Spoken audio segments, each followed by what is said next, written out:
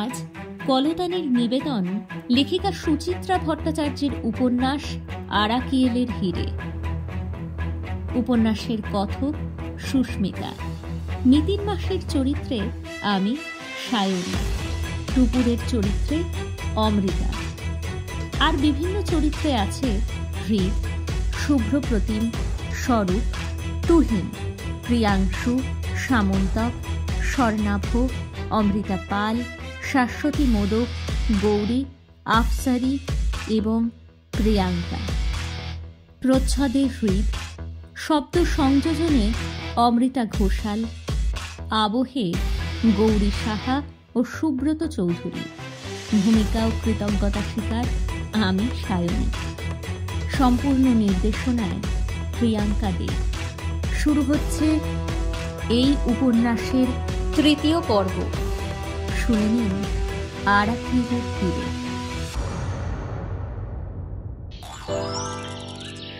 রোববার মানে গপ্পবার।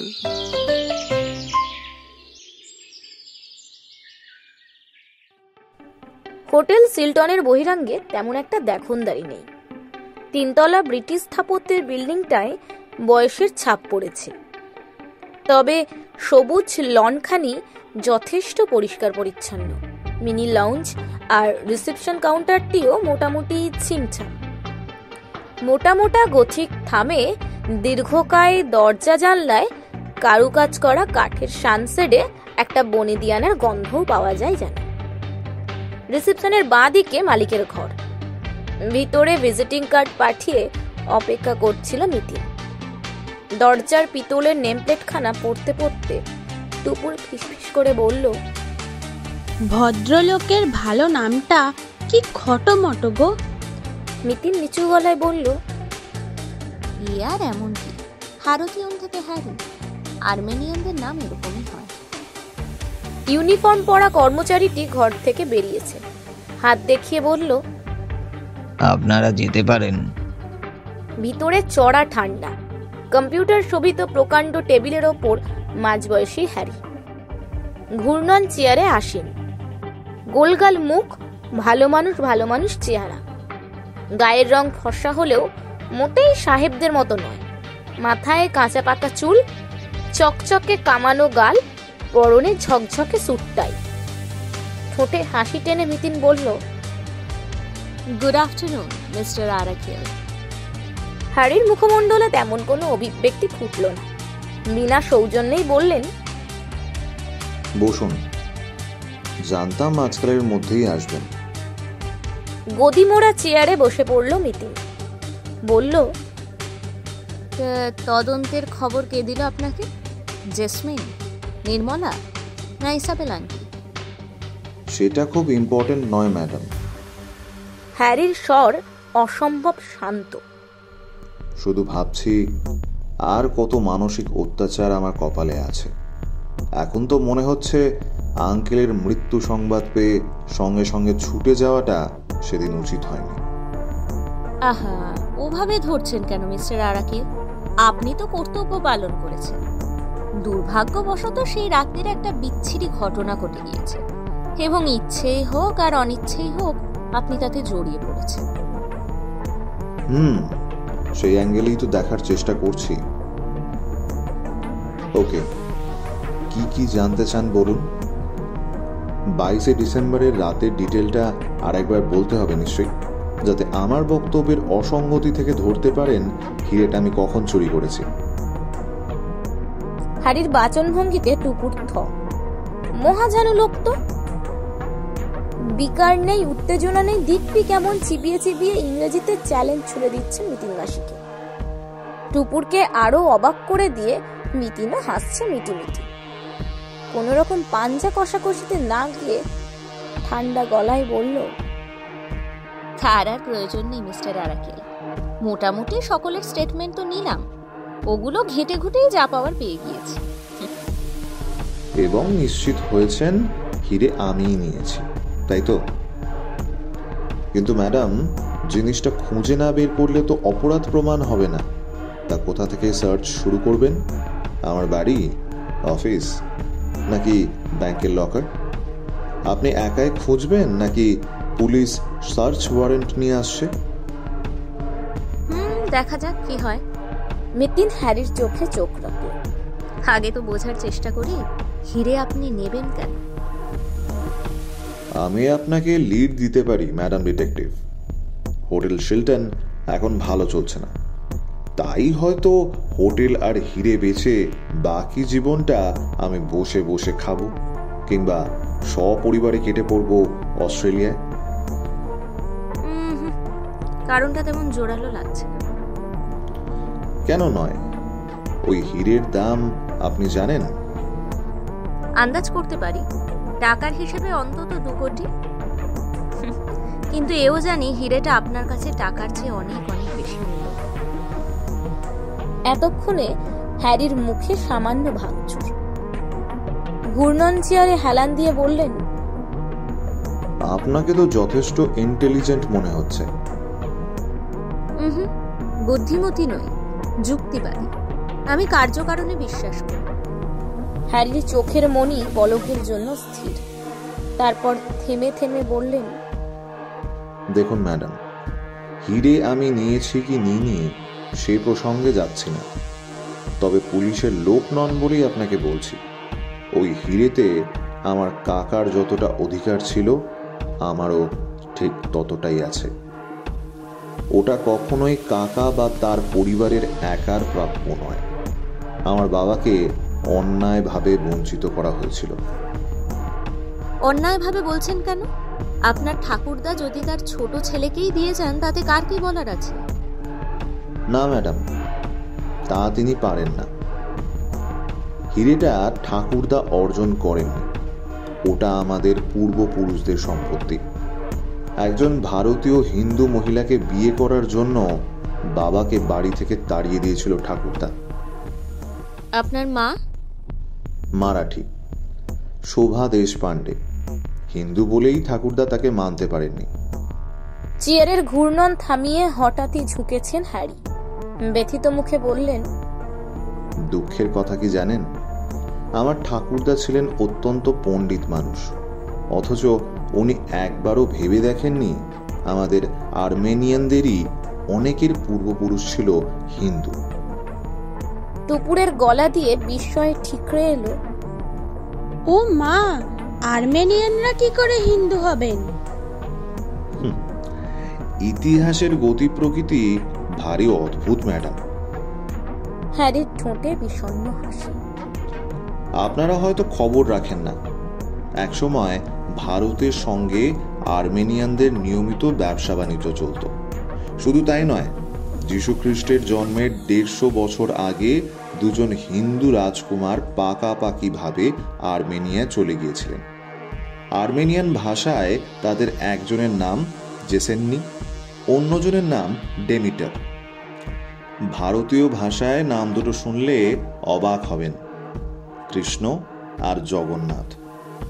কনৌজের রাজা দিনাক্ষীর বিরুদ্ধে ষড়যন্ত্র করেছিলেন তারা।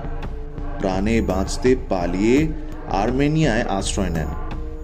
আর্মেনিয়ার রাজা তাদের থাকতে দিয়েছিলেন তারণে। পরে আরও অনেক হিন্দু সেখানে গিয়ে একটা বড় সড়ো শহর গড়ে তুলেছিল।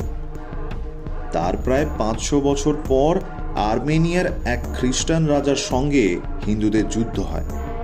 হেরে গিয়ে হিন্দুরা সদল বলে খ্রিস্ট ধর্ম গ্রহণ করে। ইন্টারেস্টিং।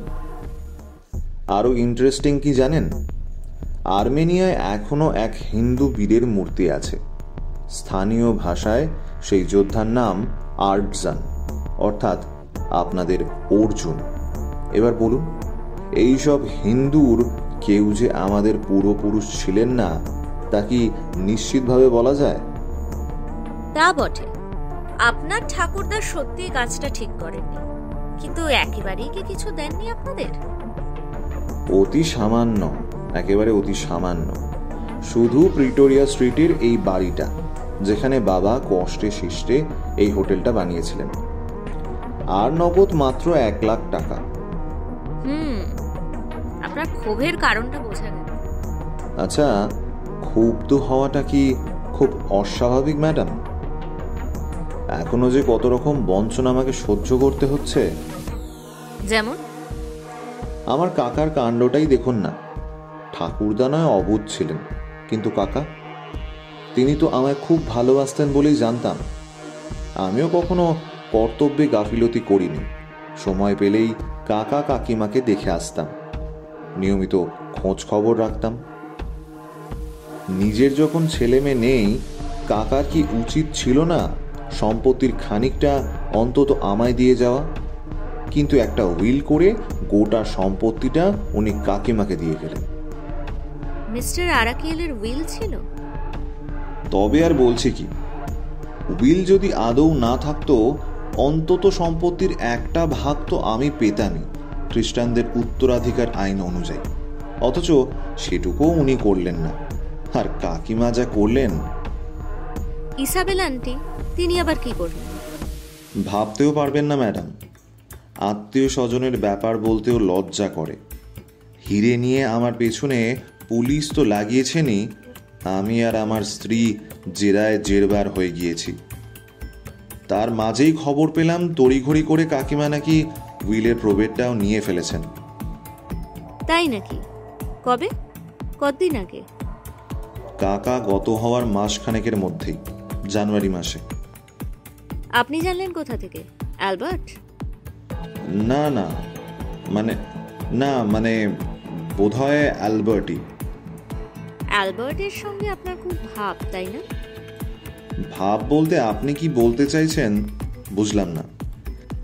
অ্যাল মাঝে মাঝে প্রফেশনাল কারণে আমার কাছে আসে, দেখা সাক্ষাৎ হলে কথাবার্তা বলি, এই আর কি। প্রফেশনাল কারণটা ঠিক কি? অ্যাল এখন গাইডের কাজ করে। অফিসিয়াল লাইসেন্স ওর নেই, তবে চালাক চতুর ছেলে তো যোগাযোগ ঠিক তৈরি করে ফেলে। আর ওই সব ফরেন ট্যুরিস্টদের আমাদের হোটেলে এনে তুললে কিছু কমিশনও পায়। ব্যাস এইটুকুই ব্যবসায়িক সম্পর্ক? নাকি হোটেল শিল্টনের বেআইনি জুয়ার বোর্ডেও নিয়মিত আসে অ্যালবার্ট? হ্যারির শান্ত চোখ দুটো আচমকাই জ্বলে উঠল। পর মুহূর্তে আবার হিমশীতল। কেটে কেটে বলল, আপনি কিন্তু সীমা লঙ্ঘন করে যাচ্ছেন ম্যাডাম ডিটেকটিভ। ভদ্রতা করে কথা বলছি বলে যদি ভেবে থাকেন আপনি যা খুশি প্রশ্ন করবেন, তাহলে কিন্তু ভুল করছেন। আপনার একটি প্রশ্নেরও জবাব দিতে আমি বাধ্য নই। দেবেন না? মিতিন কাঁধ ঝাঁকালো। তবে 22শে ডিসেম্বর রাতে অ্যালবার্ট চলে যাওয়ার পর আপনি সত্যি সত্যি ঘুমোচ্ছিলেন নাকি কাকার ঘরে গিয়ে সিন্দুকটা পরখ করছিলেন, এ ব্যাপারে পুলিশের কিন্তু যথেষ্ট সন্দেহ আছে। গোড়াতেই একটা গলদ করে ফেললেন ম্যাডাম। অ্যাল চলে যাওয়ার পর আমি ঘুমোইনি। আমি ঘুমিয়ে পড়ার পর অ্যাল গিয়েছে। সত্যি বলতে কি, অ্যাল কখন চলে গিয়েছিল আমিও জানি না। সরি, মানতে পারলাম না। আপনি ইচ্ছে করে আমাকে মিসগাইড করছেন। সে যা খুশি ভাবতে পারেন, আমার তাতে কিছু যায় আসে না। হ্যারির স্বরে ওঠা পড়া নেই।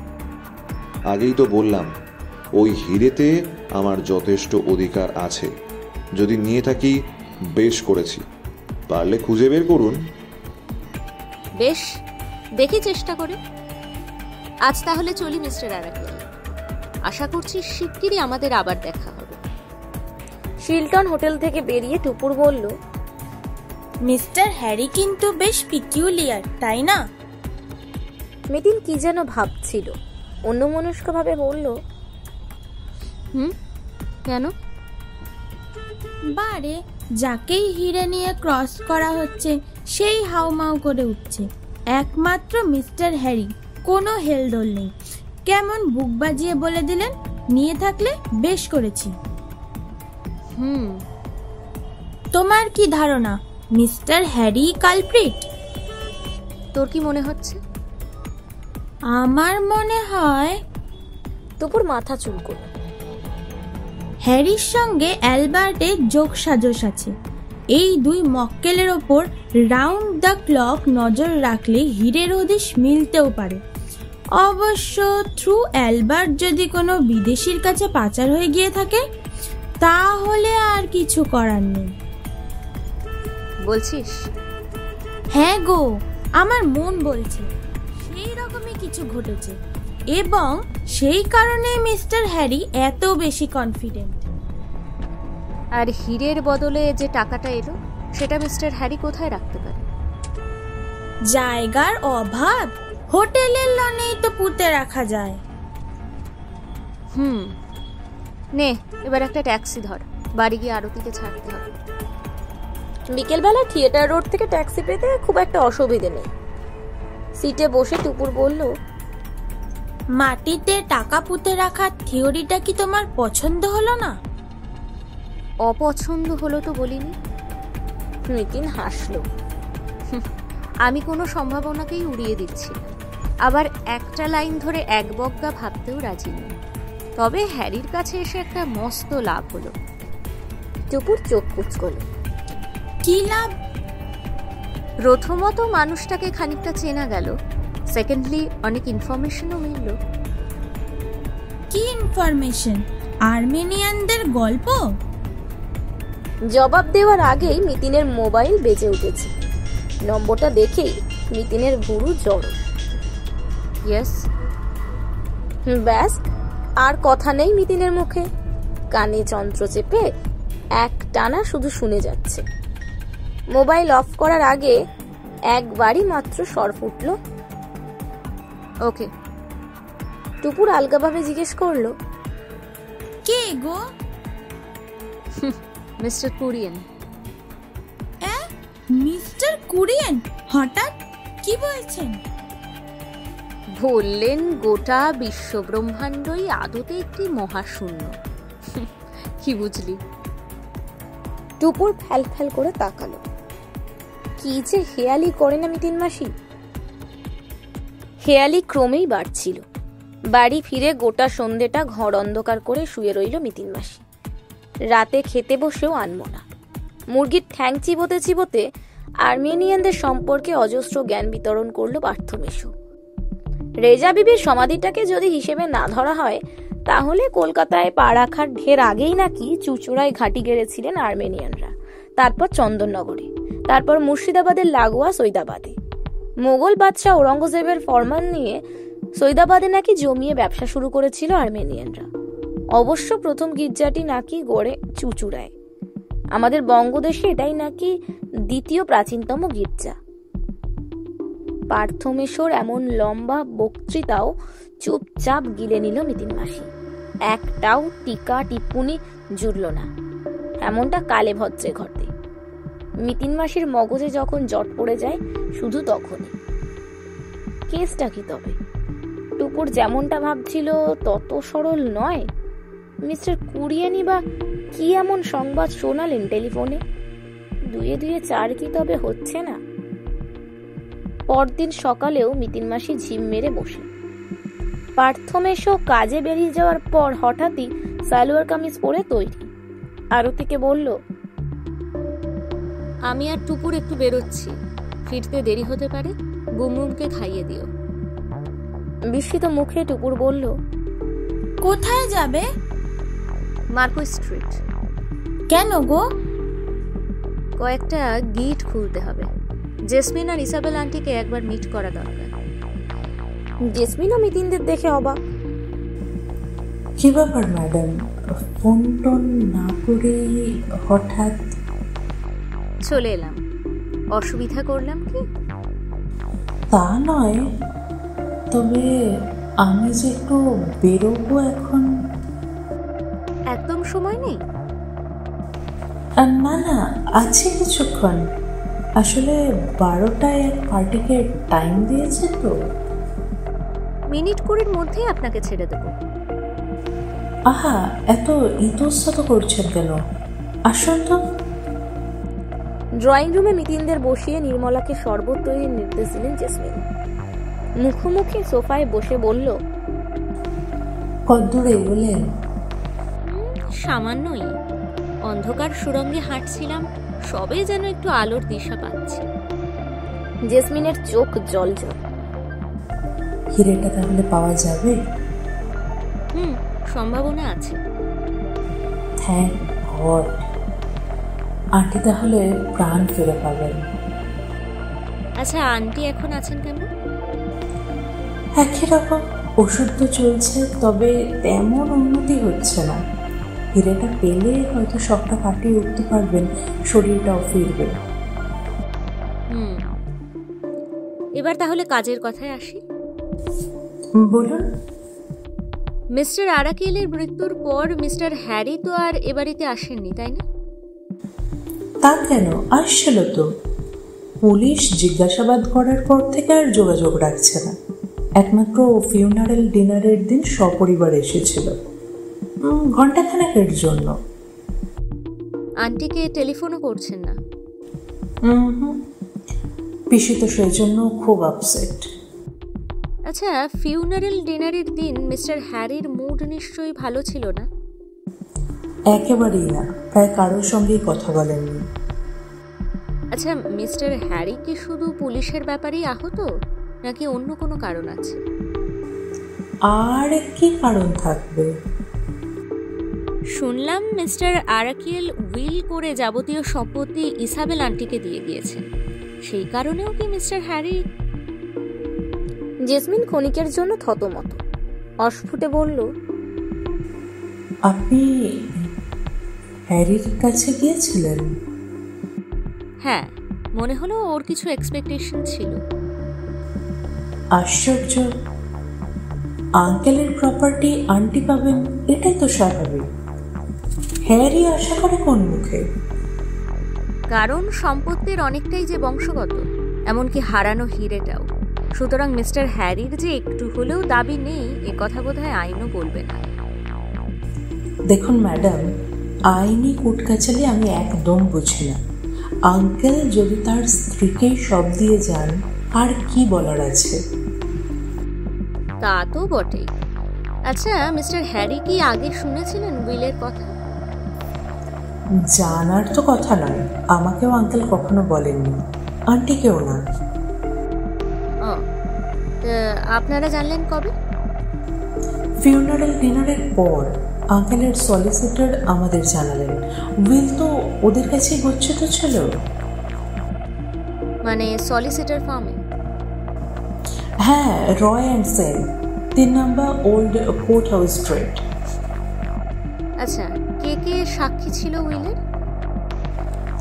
একতলার সিনিয়র ডিসুজা, পিটার আঙ্কেল, আর আমাদের হাউস ফিজিশিয়ান যিনি সে রাত্রে আঙ্কেলকে দেখতে এসেছিলেন।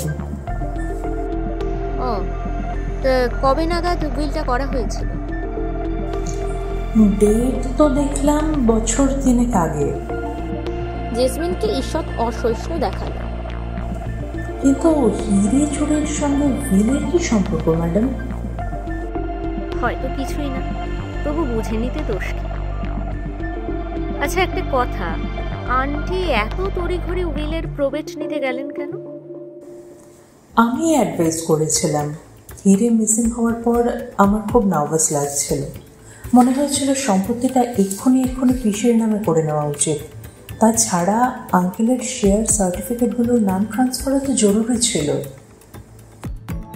তা ভালো করেছেন, ঠিকই করেছেন।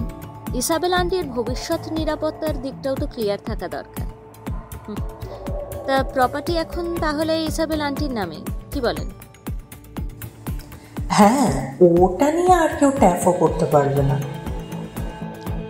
আচ্ছা জেসমিন, হিরে সম্পর্কে উইলে কোনো উল্লেখ ছিল কি? আলাদাভাবে থাকবে কেন? স্থাবর অস্থাবর সম্পত্তি বলতে তো হিরেটা কি তবে হ্যারি সরিয়েছে? আরও 2-1 দিন যাক, সব জেনে যাবেন। শুধু এটুকু বলতে পারি, আমাকে অগ্রিম দেওয়াটা আপনার বৃথা যাবে না। Thank you madam, thank you so much. You are welcome. আচ্ছা, আপনি যেখানে যাচ্ছিলেন যেতে পারেন এবার। আপনারা? আরেকটু বসি, ইসাবেল আন্টির সঙ্গে একবার দেখা করে যাই। এখন কথা বলবেন? জেসমিন 2-1 সেকেন্ড ভাবল।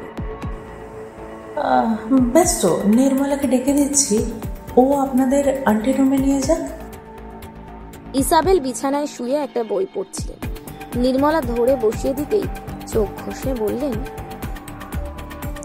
ও মা, তোমরা কখন এলে? এই তো। কি বই পড়ছেন আন্টি? মপাসার ছোট গল্প। ও, আপনি বুঝি মপাসার ভক্ত? ভীষণ। গল্পগুলো তো বারবার পড়ি, তবে এখন চোখের জাহাল। 2-4 পাতা পেরোতে না পেরোতে অক্ষরগুলো কেমন ঝাপসা হয়ে যায়। ছানি আসেনি তো? ডাক্তার দেখিয়েছিলেন? আর আমার ডাক্তারে কাজ নেই। রোগ ধরতে পারে না, শুধু গাদা গাদা ওষুধ দেয়। আমি আর ওষুধও খাবো না। ছোটখাটো শান্ত ইসাবেল গজগজ করে উঠল। ভাবছি এবার ধ্যান করাটাও ছেড়ে দেব। কেন আন্টি? ধ্যান কি ক্ষতি করলো? ধ্যানই তো যত নষ্টের গোড়া। যেদিন থেকে জোসেফের ছবির সামনে বসছি, সেদিন থেকেই জোসেফ আমায় ডাকাডাকি করছে। শরীরও বিগড়চ্ছে দিন দিন। যখনই ধ্যান সেরে উঠি, মনে হয় আরো যেন কমজোরি হয়ে গেলাম। হাত পায়ের কাঁপুনি যেন বেড়ে গেল। আরে বাবা, টেনে নিতে হয় তো নাও। এরকম দগ্ধে দগ্ধে মারা কেন? ইসাবেল আবারও দুহাতে চোখ রগলালেন। যাকে, আমার কথা ছাড়ো। হীরের কি খবর? প্রাণপণ চেষ্টা করছি আন্টি। মনে হয় শিগগিরই পেয়ে যাবেন। মনে হয় ফয় নয়, ওই হীরে আমার চাই চাই। আরাকিয়েল বংশের গুড লাক যদি না মেলে, তবে এই বুড়ি আর বাঁচবে না। ওসব অলক্ষণে কথা মুখেও আনবেন না। একটা কথা জিজ্ঞেস করবো আন্টি? বলো। আচ্ছা, আপনি কি কখনোই আঙ্কেলকে সিন্দুক থেকে হিরেটা বের করতে দেখেননি? সেদিন তো বললাম, সিন্দুক খোলার সময় উনি আমাকেও ঘরে থাকতে দিতেন না।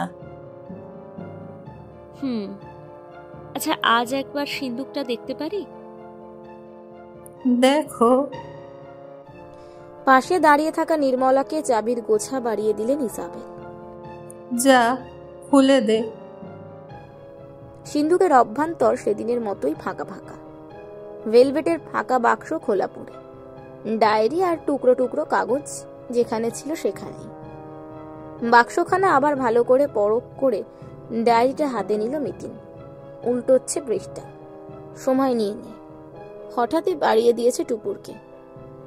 চাপা গলায় বলল, লাস্ট পেজটা দেখ। ডায়েরিটা সংখ্যায় সংখ্যায় ঠাসা, পাতায় পাতায় হিসাব। একদম শেষ পৃষ্ঠায় লাল কালিতে বড় বড় করে লেখা, গোল্ড 13578। টুপুরের মুখ দিয়ে বেরিয়ে এলো, গোল্ড 13,578। এর মানে কি? উত্তর না দিয়ে মিতিন ডায়েরি রাখলো স্বস্থানে। কে সিন্দুক বন্ধ করতে বলে ফিরেছে ইসাবেলের কাছে। ইসাবেল জিজ্ঞেস করলেন, ফের দেখে লাভ হলো কিছু? লাভ লোকসানের হিসেব কি সহজে করা যায় আন্টি? মিস্টার আরাকিয়েলের উইলের বলে বিশাল সম্পত্তি আপনি পেয়ে গেলেন। এটা আপনি ঠিক কি মনে করেন, লাভ না লোকসান? পুরোটাই লোকসান বাছা। সেই মানুষটাই আর রইলেন না। তার সম্পত্তি নিয়েই বয়সে আমি কি করব? তবু তো তাড়াহুড়ো করে উইলের প্রবেটটা নিলেন। জেসমিন বলল যে না নিলে নাকি অসুবিধে হতে পারে। কেন, ভুল করেছি? না না, ভুল কিসের?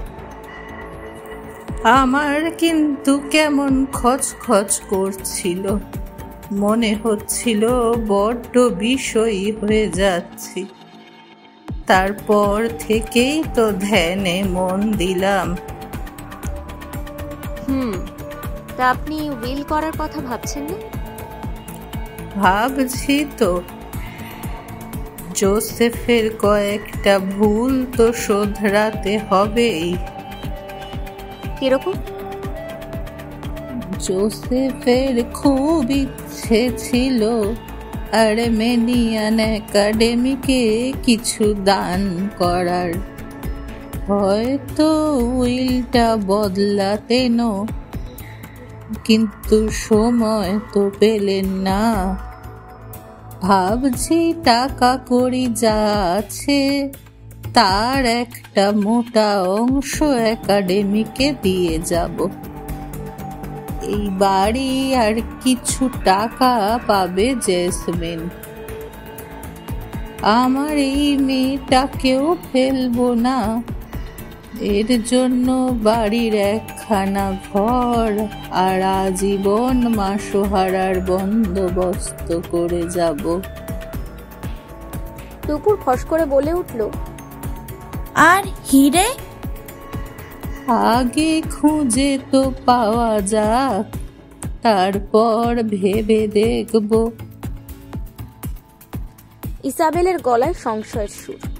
টুকুর হাসল মনে মনে। এই প্রবীণা মহিলা জানেন না মিতিন মাসি যখন একবার কেসটা হাতে নিয়েছে ওই হিরে উদ্ধার হবে। যদি হিরে পাচারও হয়ে গিয়ে থাকে তাও মিতিন মাসি একদিনে টের পেতই। শুধু উইল নিয়ে এত পুছতাছ কেন সেটুকুই টুকুরের বোধগম্য হচ্ছে না। ওই আজব লেখাটাই বা হঠাৎ দেখালো কেন? সোনার সঙ্গে হীরের কি সম্পর্ক? 13,578 মানেই বাকি। ভাবনাটাকে বেশি খেলানোর অবকাশ পেল না টুকুর। গাড়ি বারান্দার ছাদটা একবার ঘুরে এসে ইসাবেলের কাছ থেকে বিদায় নিল মিতিন।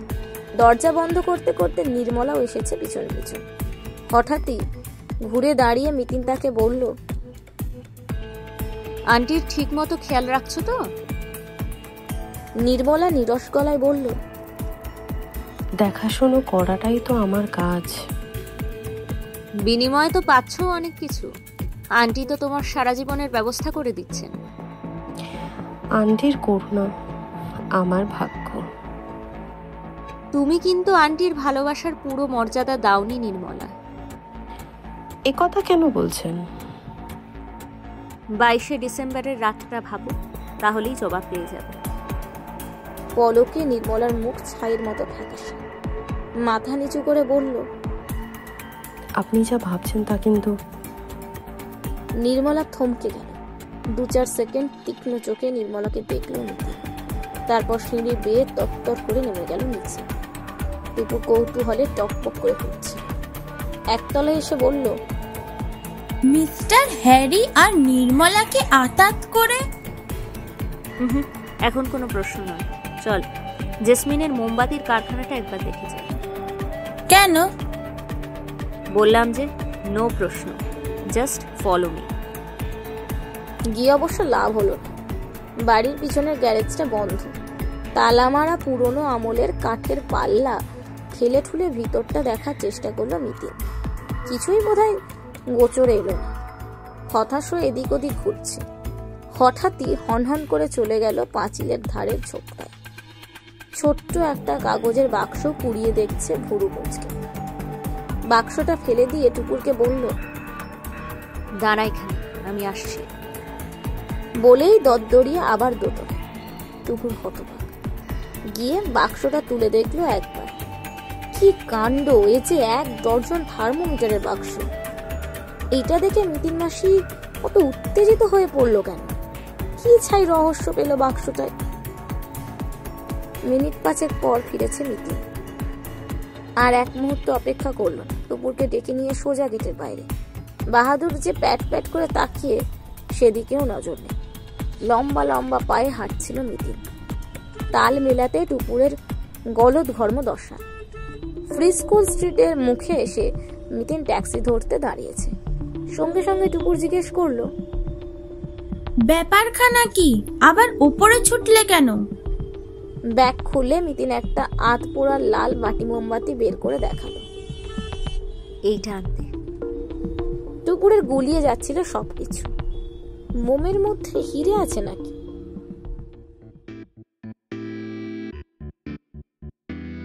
আজ আমরা শুনলাম আরাকিয়েলের হিরে উপন্যাসের প্রথম পর্ব। কেমন লাগলো বলুন? টান টান উত্তেজনা অনুভব করছেন তো? তাহলে সঙ্গে থাকতে হবে এবং অবশ্যই শুনতে হবে এই উপন্যাসের রোমহর্ষক চতুর্থ পর্ব। আমাদের নিবেদন যদি আপনাদের ভালো লেগে থাকে তাহলে কমেন্ট বক্সে কমেন্ট করে জানাতে ভুলবেন না। আর লাইক, শেয়ার এবং সাবস্ক্রাইব করবেন কলতান। সাথে থাকুন, শুনতে থাকুন কলতান।